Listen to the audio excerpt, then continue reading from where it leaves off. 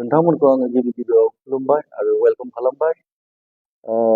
दिनै आंजों लोगोसे फारियाव दङ जोंनि बनगाव ब्लक कमिटिनि आफादगिरि मानगोनां फनिन्द्र मुसाहारि आरो लोगोआव दं आंजोंनो जेनेरेल सेक्रेटारि मानगोनां सुजान्त सरकार आरो जोंनिनो बिएसइउनि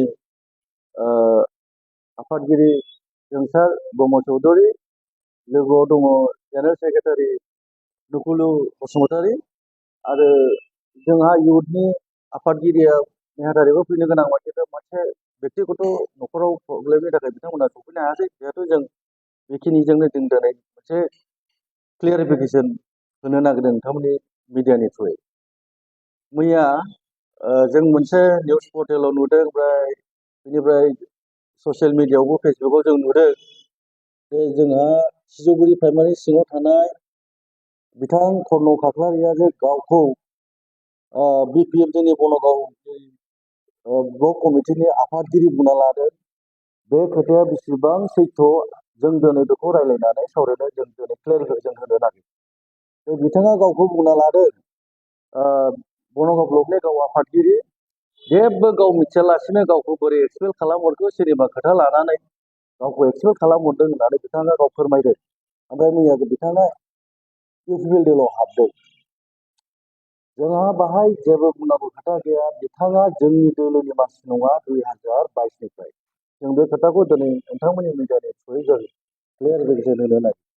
बिथाङा 2021 सिमाव बिपिएफ जोंनि बनगाव ब्लकनि आफादगिरिमोन, मानिनानै लाबाय। खिन्थु बिथाङा जेब्ला राजिब ब्रह्मआ बिजेपिआव जइन जाहैयो, बिथाङा आफादगिरि जासे जानानै जोंनि दोलोखौ जेबो खेल लायालासेनो बिथाङा जों मिटिं लेंबाबो ब्लकआव मिटिं लेंबाबो बिथाङा खुनु जोंखौ माबा मोनसे खोनासङाखै बा मोनसे दायथ' लायाखै। बेनि उनावहाय डिस्ट्रिक्टआ खोनानानै नैबे मानगोनां फनिन्द्र मुसाहारिखौ डाइरेक्ट बिथाङा डिस्ट्रिक्टआ जोंना डिस्ट्रिक्टनिफ्राय निर्देश हरदों नोंथाङा बनगाव ब्लकनि आफादगिरि जानांगौ। बेनि उनावहाय आङो 2021नि 1 नभेम्बर थारिखनिफ्राय आङो दायथ' लादों बनगावआव इनचार्ज हिसाबै। मानगोनां सिजौ हाग्रामा सारा आंनो दायथ'खौ हरदों। बे दिननिफ्राय पालन खालामनायाव आङो बिनि दायथ' भारखौ आं नुबोआखै कर्न खाख्लारि। जेब्ला आङो दायथ' लानानै खामानि मावबाय 2022आव नुयो बिथांखौ आङो 2020आवहाय राजिब ब्रह्मजों बियो बिजेपिआव जइन जाहैनाय। बिनि अलरेडि गासिबो फट' क्लिप भिडिअ बा बे जइन जाहैनाय बिजेपिआव माला गानहैनाय बे डिटेल्सआ जोंनाव फैजोब्बाय। बे समनिफ्राय बिथाङा बिजेपिनिसो बिक्ति जाहैबाय। बे मालानिफ्राय बनगाव ब्लकनि आफादगिरि जाखो? बिथाङा बोरै बुंना लानो हाखो मैया जे गाव बिपिएफ दोलोनि आफादगिरि होननानै? बे मिसा खोथा, नंखाय खोथा। बिथाङा जोंनिफ्राय एक्सपेल जाजानायसो। जोंनि बिपिएफ दोलोनि बनगाव ब्लकनि जेबो आफादगिरिबो नङा। जोंहा आफादगिरि दङ, नेहाथारि दं, जों दा खामानि मावगासिनो ज' ज'यै। दा बिथाङा गावखौ बुंना लादों बिपिएफ दोलोनिफ्राय जइन जाफैदों। बेखौ दिनै जों नोंथांमोननि मिडियानि थ्रुयै जों क्लियारिफिकेसन होगोन। बिथाङा जोंनि बिपिएफ दोलोनिफ्राय इउपिपिएल दोलोआव जइन जाहैयाखै, बिजेपिनिफ्रायसो बिथाङा इउपिपिएल दोलोआव जइन जादों। बे क्लियारखौ जों नोंथांमोननि सिगाङाव दिनै होदों आरो। दा बेखिनि बिथाङा जोंनि दोलोनिफ्राय थाङाखै, बिजेपिनिफ्रायसो इउपिपिएलआव थांदों। बेखिनि खोथाखौ आं नोंथांमोननि सिगाङाव फोरमायबाय। बेफोर बाथ्राफ्राथ' बेसलेसखा। बबे दोलोआ जोबगोन, बबे दोलोआ जिर' जागोन 2025आवसो खोन्थागोन। आरो फैगौ बाइ इलेक्सन जानो गोनां सिडली समस्तियाव जेसेबांखि जुजि दा जुजि जोंबो दोलो पार्टिसो। जोंहाबो मोनसे क्षमता दं पार्टिया, जोंनावबो मान मर्यादा दं। बिथांमोना गावसोरखौ मा हिसाबै बिदि बुंना लानो? आंहा मोनसे दिनै नोंथांमोननि सिगाङाव नोंथांमोननि गेजेरजों रायजो राजानो फोरमायनो लुगैदों जे जोंनि बिपिएफ दोलोआदि बेसेबां दाम गोसा। बिथांमोना फैसा होयै होयैसो लांगासिनो दङ जोंनि बिपिएफ दोलोखौ, स्किम जासिगासिनो दं जोंनो। देट मिन्स जोंनि बिपिएफ दोलोआ जोबोद दाम गोसा जानानै दं, जायनि फलाव बिथांमोना दिनै जोंनि बिपिएफ दोलोनि कर्मकर्ताफोरखौ बायनानै लागोन फैसाजों थाखाजों, नङा होमबा? थाखा फैसा होनानै बायनानैसो लागोन। देट मिन्स जों बिराद दाम गोसा पार्टि। दा होमबा साननानै नायदो बिसिनि अजना बहा थाखो? जोङो जोंनि मानगोनां श्रीजुत हाग्रामा सार दैदेननाय दोलो बिपिएफखौ मोजां मोननानै रायजो राजाफ्रा लाइन जागासिनो दं लोब लोब। जे दिनखालि जोंनि दरजाया सारा जोंनो निर्देश होगोन जों इउपिपिएल दोलोनि हक जिखुनु दोलोनि हक लाथ्र'नो हानाय नङा बेखिनि पर्याया फैगासिनो बेखौ सानना लादों बिसोरो।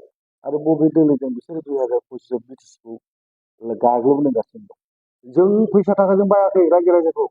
जोंखौ सारनि हाग्रामा सारनि आदर्शखौ खामानि मावनायखौ मोजां मोननानै रायजो राजाफ्रा लोब लोब लाइन जागासिनो दं। नुगोन नोंथांमोना कयेक मासनि गेजेरावनो बिपिएफ दोलोआव हाजार हाजार मानसि हाबफैगोन। बेखौ नोंथांमोननि सिगाङावनो रोखा जों दिनै क्लियारिफिकेसन जों होखाबाय आरो। जोंनि मानसिफोरखौ थाखा होगोन माबा पार्मानेन्ट सर्स होगोन माबा पार्मानेन्ट सर्स होगोन गावसिनि कर्मकर्ताखौनो दिनैसिम बिसोर नायनो हायाखै। दा जोंनि मानसिखौसो फैसानि लबि खालाम बिसोरो दा लांगासिनो दं। स्किम होगोन माबा मोनसे पार्मानेन्ट सर्स खालामना होगोन होननानै मा बाथ्रा बेलाय? गावसिनि मानसियानो दिनै रानथाब खुथाब दङ इउपिपिएल दोलोआवनो रायजो राजाफ्रा। बेफोरखौ फोरमायनांगौ जों। खुनु मिसा खोथा देरहानाय जेननाया बाय इलेक्सनखौ जों नायगोन इलेक्सना फैगोनदो जोंहाबो होगोन बिजाथि बाहाय सारा होगोन। जों बे बिजाथिनि थाखाय बायहुक बायख्रुब जों देरहानो थाखाय जों नाजागोन अब्लासो रिजाल्टखौ जों मोनहैगोन। बिपिएफ दोलोनि मानसिखौ बिसोरो बायै बायैसो लांगासिनो दङ फैसा थाखानि लुबै देखाय खिन्थु जोंनि दोलोआव हाग्रामा सारनि दोलोआव बिपिएफ दोलोआव बिसिनि मानसिफ्रा बिना सार्थयै बिना फैसायै सारनि आदर्शखौ मोजां मोननानैसो हाबफैनो लाइन जागासिनो दङ। बेखौ नोंथांमोना 2-3 मासनि गेजेरावनो नोंथांमोना मिथिगोन बा नुनो मोनगोन। आं बेखिनि बाथ्राखौ बुंबाय आरो नोंथांमोननि गेजेराव।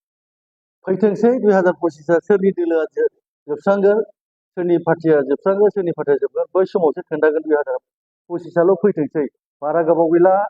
दिनै आगष्ट 4 तारिख जाबाय। आगष्टनिफ्राय सानोब्ला इलेक्सन जाजासिम मात्र 7-8 मासल'सै। होमबानो सोर दोलोआ जोबस्रांगोन सोर दोलोआ जोबस्राङा बै समाव रायजो राजायासो खोन्थागोन। इउपिपिएलआ बेसेबां थागोन साबसे देरहागोन बै समाव रायजो राजायासो खोन्थागोन। खुगाजों बुंना लानो हायो ओरैनो खुगाजों बुंना लानो हायो बिराद गिदिर गिदिर बाथ्रा खिन्थु माबायासो खामानियासो मावनायासो खोन्थागोन 2025 सोरनि सरकार जायो। जोंनि हाग्रामा सारासो सरकार बानायगोन बे खाथा। बेखौ आं नोंथांमोननि मिडियाखौ दोन क्लियार होदों। बिपिएफ दोलोआ देरहानाय जय जुगथु खालामनानै आरामसे जों 2025 सरकार बानाय। दाखालिबो एमपि इलेक्सनखौलाय बोरै देरहादों दाखालि सारानो सिडब्लिउसिआव बाक्सायाव अदलाबारियाव क्लियारिफिकेसन होखाबाय बोरै देरहादों। ना अमा बेदर जानो हादों ना बमा गावनो हादों ना रंजानो हादों बिथांमोनानो बेखौलाय रायजो राजाया मिथिजोबो। आं बेखिनिखौ बुंबाय नोंथांमोननि सिगाङाव।